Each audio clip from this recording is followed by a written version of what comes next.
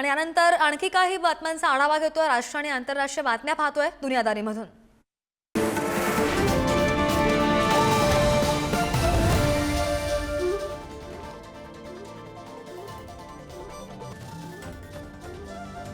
अमेरिकेच्या पेन्सिल्व्हेनियामध्ये मोठा विमान अपघात झाला। 5 जणांना घेऊन जाणारं छोटं विमान अचानक कोसळलं। विमानतळाबाहेरच हे विमान कोसळलं आणि यामुळे जवळपासच्या गाड्यांनी पेट घेतला। सुदैवानं 5ही प्रवाशांचे प्राण बचावलेले आहेत। विमान अचानक डावीकडे वळलं आणि वेगानं खाली पडल्याची माहिती प्रत्यक्षदर्शींनी दिली आहे। अपघातामध्ये बाजूला असलेली 3 मजली इमारत थोडक्यात बचावली आहे। घटनेची माहिती मिळताच बचाव पथक आणि अग्निशमन दल घटनास्थळी पोहोचलं। जानेवारीपासून अमेरिकेमध्ये 4 विमान अपघातांच्या घटना घडल्यात आणि त्यामुळे प्रवाशांच्या मनात भीतीचं वातावरण आहे। ब्रिटनमधील ईस्ट यॉर्कशायरच्या किनाऱ्याजवळ मोठा अपघात झाला। मालवाहू जहाज आणि तेलवाहू जहाज यांच्यामध्ये जोरदार टक्कर झाली आणि त्यानंतर मोठी आग सुद्धा लागली। शेकडो मैल दूर या आगीचे धूर दिसत होते आणि अमेरिकन तेलवाहू जहाज आणि मालवाहू जहाजाचा हा अपघात होता। त्यानंतर लाईफ बोट्स आणि हेलिकॉप्टर्सच्या सहाय्याने मदतकार्य सुरू करण्यात आलं। या अपघातानंतर जहाजावरील लोकांनी सुटका करून घेत आपला जीव वाचवला। उत्तर कोरियाने दक्षिण कोरियाच्या किनारी भागामध्ये बॅलिस्टिक क्षेपणास्त्र डागून पुन्हा एकदा शक्ती प्रदर्शन केलं। अमेरिका आणि दक्षिण कोरियाने संयुक्त लष्करी सराव सुरू केला असताना उत्तर कोरियाने हे आक्रमक पाऊल उचललंय। अमेरिकेने आक्रमक धोरण अवलंबल्यानं त्याला हे प्रत्युत्तर दिल्याचं उत्तर कोरियाने म्हटलंय। तसंच अमेरिकेच्या हालचालींमुळे कोरियन द्वीपकल्पामध्ये युद्धजन्य परिस्थिती निर्माण होणार असल्याचा दावा उत्तर कोरियानं केल्याचं दिसलं। उत्तर कोरियाचे हुकुमशाह किम जोंग उन यांच्या बहिणीने अमेरिकेला दुसरीकडे सराव करण्याचा सल्ला दिलाय। अण्वस्त्र नष्ट करण्यासाठी प्रयत्न केले जात असताना उत्तर कोरियाचे हुकुमशाह किम जोंग उन अणु ऊर्जेवर चालणारी पाणपुडी बनवत आहेत। या पाणपुडीचे फोटो सुद्धा प्रसिद्ध झालेत। किम जोंग उन यांनी शिपयार्डला भेट दिल्याचे हे फोटो आहेत। त्यामध्ये पाणबुड्या बांधल्या जात असल्याचं दिसतंय आणि हे पाणबुडी बनवण्यासाठी रशियाने उत्तर कोरियाला तांत्रिक मदत सुद्धा केली असल्याचा संशय आहे। पाणबुडीचं वर्णन अणु ऊर्जेवर चालणारी स्ट्रॅटेजिक गाइडेड मिसाईल पाणबुडी असं करण्यात आलं। तर फोटोज व्हायरल झाल्यानंतर अमेरिकेचे ब्रायन यू यांनी उत्तर कोरियामधून अण्वस्त्र नष्ट करण्यासाठी अमेरिका वचनबद्ध असल्याचं सुद्धा म्हटलंय। इस्रायलने लेबनॉनमधून सैन्य माघारी घेतलं नाही तर त्याचे गंभीर परिणाम भोगावे लागतील असा इशारा हिजबुल्लाने दिलाय।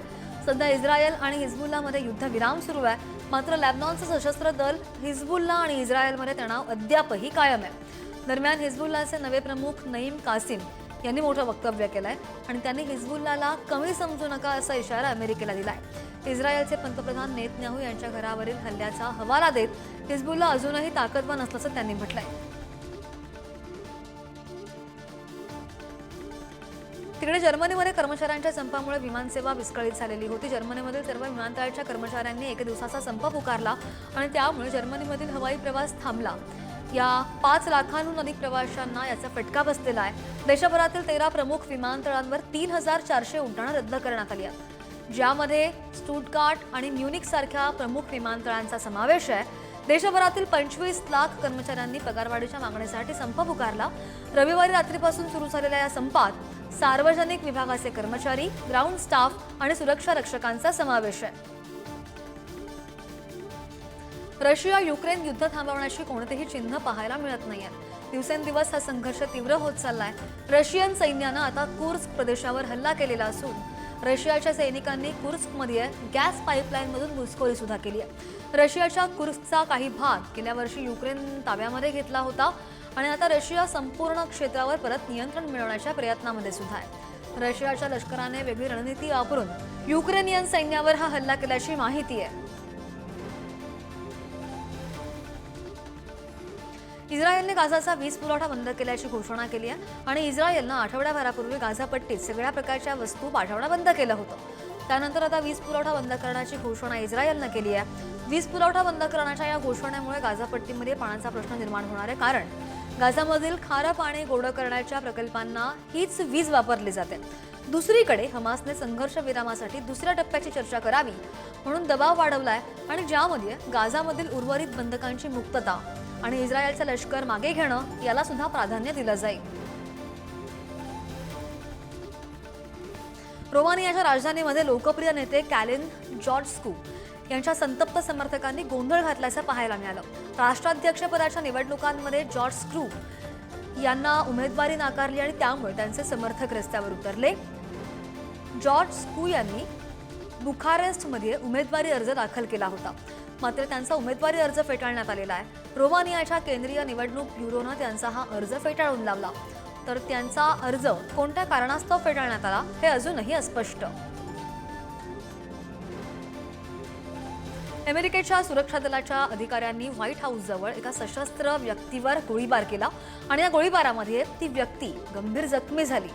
अधिकाऱ्यांनी त्याला अडवण्याचा प्रयत्न केला आणि त्यानंतर त्याने गोळीबाराचा प्रयत्न केला. घटनेच्या वेळी राष्ट्राध्यक्ष डोनाल्ड ट्रम्प फ्लोरिडामध्ये होते, तर गोळीबार करणारी व्यक्ती आत्महत्येचा विचार करत असल्याची माहिती अधिकाऱ्यांना मिळालेली होती. अमेरिकेसोबतच सध्या सुरू असलेल्या टॅरिफ वॉर दरम्यान कॅनडाला नवीन पंतप्रधान मिळणार आहेत. लिबरल पार्टीच्या निवडणुकीमध्ये 59 वर्षीय मार्क कॉर्नी यांनी विजय मिळवला आणि हे पंतप्रधान म्हणून जस्टिन ट्रुडो यांच्या जागा घेणार आहेत.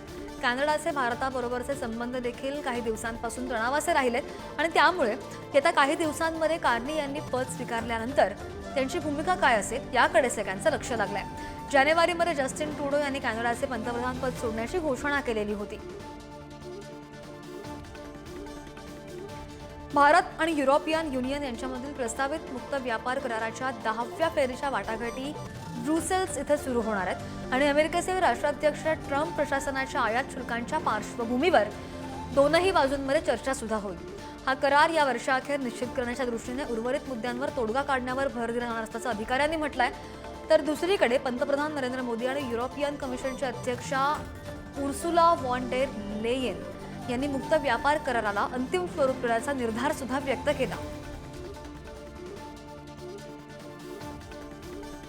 भारतीय शेअर बाजारामधून परदेशी गुंतवणूकदारांनी पैसे काढण्याची प्रक्रिया अजूनही सुरू ठेवली आहे. मार्चच्या पहिल्या आठवड्यामध्ये परकीय गुंतवणूकदारांनी 24,753 कोटी रुपयांची गुंतवणूक काढून घेतली आहे.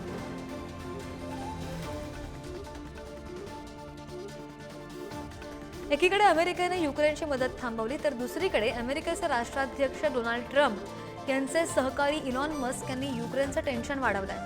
युक्रेनमध्ये इंटरनेट सेवा बंद करण्याची धमकी टेस्ला आणि स्टारलिंकचे सीईओ इलॉन मस्क यांनी दिली आहे. युक्रेनमधील त्यांची स्टारलिंक प्रणाली बंद केली तर युक्रेनची संरक्षण व्यवस्था कोसळेल असा दावा सुद्धा इलॉन मस्क यांनी केलाय. स्टारलिंक इंटरनेट प्रणाली युक्रेनला लष्करी संपर्क राखण्यासाठी उपयुक्त ठरली आहे असं सुद्धा मस्क म्हणाले. स्टारलिंक प्रणाली ही युक्रेनियन सैन्याचा कणा आहे आणि ती जर बंद केली तर युक्रेनचा पराभव होईल असं मस्क म्हणाले. एक्स या सोशल मीडिया प्लॅटफॉर्मवरील जगभरातील सेवा काही तासांसाठी विस्कळीत झाल्या होत्या आणि यावेळी युजर्सना मोठ्या प्रमाणामध्ये कनेक्टिव्हिटीचा फटका बसला.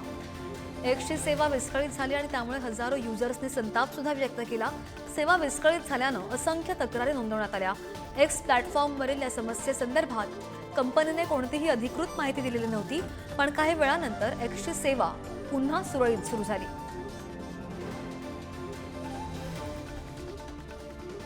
लोकसभेतील विरोधी पक्षनेते राहुल गांधी यांनी मतदार यादीचा मुद्दा संसदेमध्ये उपस्थित केला. त्यांनी देशामधील अनेक राज्यांमधील मतदार यादीवर प्रश्न उपस्थित केला. तसंच त्यांनी सरकार मतदान याद्या तयार करत नाही हे सर्वांना माहीत आहे, मात्र प्रश्न उपस्थित होत असतील तर या विषयांवर संसदेमध्ये चर्चा व्हायला हवी असं सुद्धा त्यांनी म्हटलंय. तर ज्या राज्यांमध्ये विरोधी पक्षांचा पराभव होतोय आणि तिथे मतदार यादीमधून नावं वगळून नवीन नावं समाविष्ट केल्याचा मुद्दा विरोधकांकडून उपस्थित केला जातोय. भोपाळमध्ये आंदोलनादरम्यान मंच कोसळला आणि शेतकऱ्यांच्या प्रश्नांवर किसान काँग्रेसचे कार्यकर्ते आंदोलन करत असताना ही घटना घडल्याचं पाहायला मिळालं. या घटनेमध्ये काँग्रेसचे प्रदेशाध्यक्ष जितू पटवारी यांच्यासह अनेक नेते आणि कार्यकर्ते जखमी झाले, तर जखमी कार्यकर्त्यांना आणि नेत्यांना रुग्णालयामध्ये दाखल करण्यात आलंय. मध्य प्रदेश विधानसभेच्या बजेटच्या पहिल्याच दिवशी काँग्रेस सरकार विरोधात आक्रमक झाली. पाकिस्तान व्याप्त काश्मीर लवकरच भारतामध्ये विलीन होईल असा विश्वास संरक्षण मंत्री राजनाथ सिंग यांनी व्यक्त केला. तसंच पीओकेमधील लोक स्वतः पाकिस्तानवर दबाव टाकून भारतामधील सामील होतील असा विश्वास सुद्धा त्यांनी व्यक्त केलाय.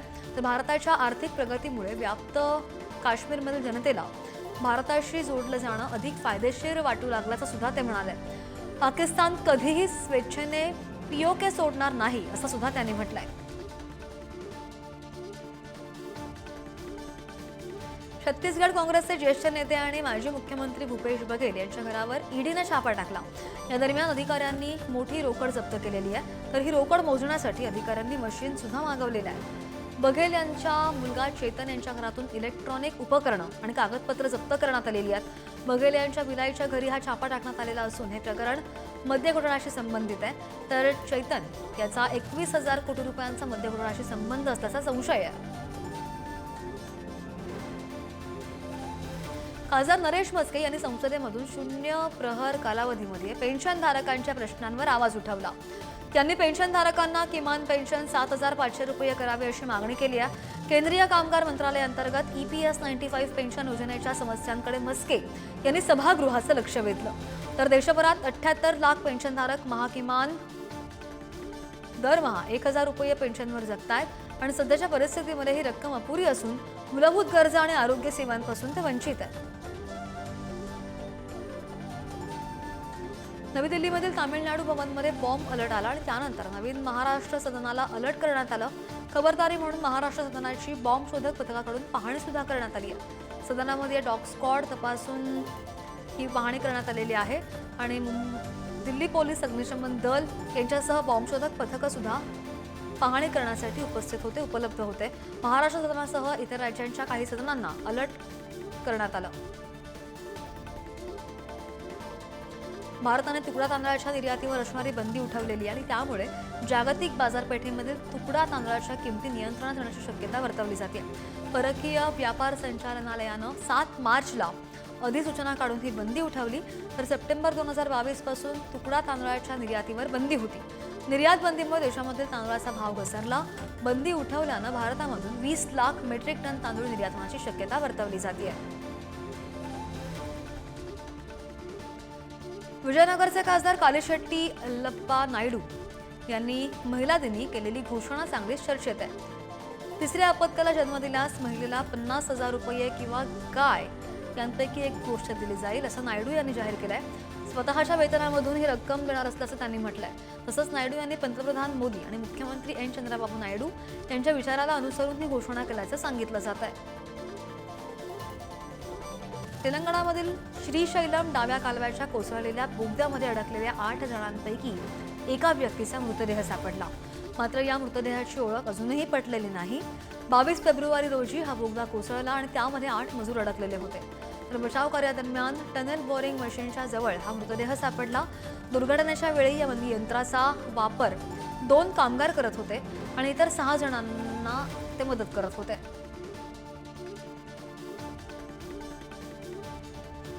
बिहारमध्ये सध्या धीरेंद्र शास्त्री यांचा हनुमान कथेचं पारायण सुरू आहे आणि नारायण मठामधील कथा वाचनाच्या कार्यक्रमावेळी धीरेंद्र शास्त्री यांनी एक मोठी घोषणा केली.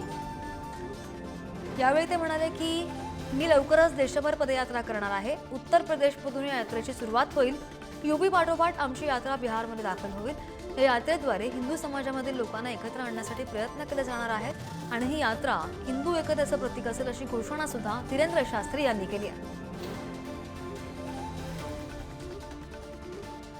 उत्तर प्रदेशमध्ये रंगभरी एकादशीचा 3 दिवसांचा भव्य उत्सव साजरा केला जातो आणि याच अनुषंगाने श्री काशी विश्वनाथ आणि माता गौरीचा हळदी उत्सव मोठ्या थाटामाटात साजरा करण्यात आला.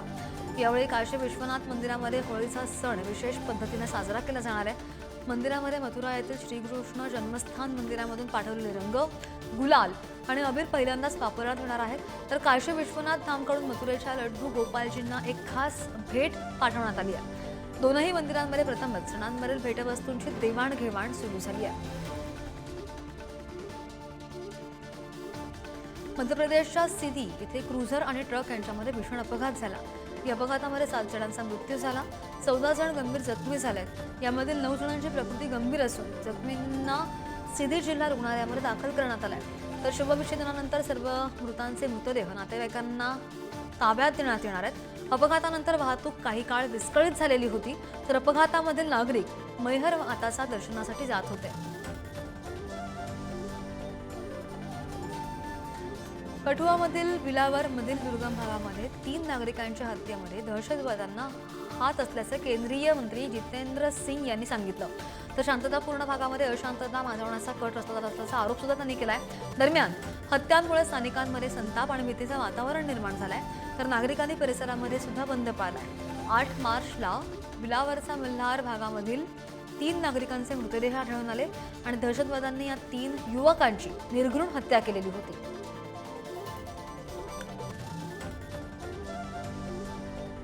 भारत आणि किर्गिस्तानचा संयुक्त लष्करी सराव टोकमोकीत सुरू आहे आणि या 12व्या खंजर विशेष संयुक्त लष्करी सरावाचं उद्घाटन समारंभ टोकमोकीमध्ये झाला. हा सराव 10 मार्च ते 15 मार्च 2025 दरम्यान असणार आहे. तर हा सराव दोन्ही देशांच्या विशेष दलांमध्ये सहकार्य वाढवण्यासाठी असणार असल्याची माहिती आहे. यामध्ये शहरी युद्ध परिस्थितीमध्ये संयुक्त ऑपरेशन्स, दहशतवाद विरोधी तंत्र आणि अचूक स्नायपिंगवर लक्ष केंद्रित केलं जाणार आहे. भारतीय तुकडीचे प्रतिनिधित्व पॅराशूट रेजिमेंट करणार आहे. तर किर्गिझिस्तानची स्कॉर्पियन ब्रिगेड त्यांचं प्रतिनिधित्व करेल. आरोग्य सेवा महासंचालनालयाने IPL अध्यक्षांना जाहिरातींच्या नियमनांसंदर्भात पत्र लिहिलं आहे. IPL हंगामात सरोगेट जाहिराती आणि विक्रीसह तंबाखू आणि अल्कोहोलच्या जाहिरातींच्या नियमांसंदर्भात त्यांनी हे पत्र लिहिलं आहे. तसंच आरोग्य सेवा महासंचालक अतुल गोयल यांनी सर्व कार्यक्रमांमध्ये तंबाखू आणि अल्कोहोलजन्य पदार्थांची विक्री बंद करण्याचं आवाहन केलं आहे. 22 मार्चपासून सुरू होणाऱ्या IPL हंगामात 74 सामने खेळवले जाणार आहेत.